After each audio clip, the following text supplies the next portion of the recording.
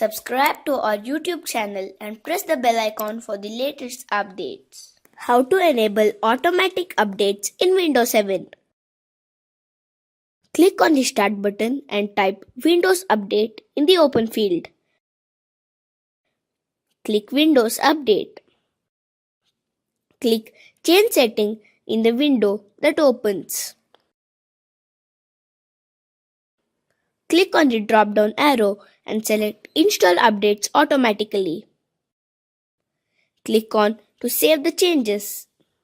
Windows will now check for necessary updates available for your computer.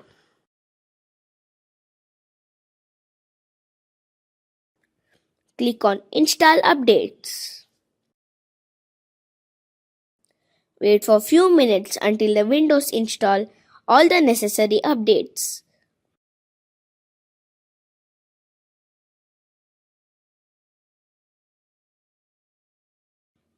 You may need to restart your computer to complete the installation.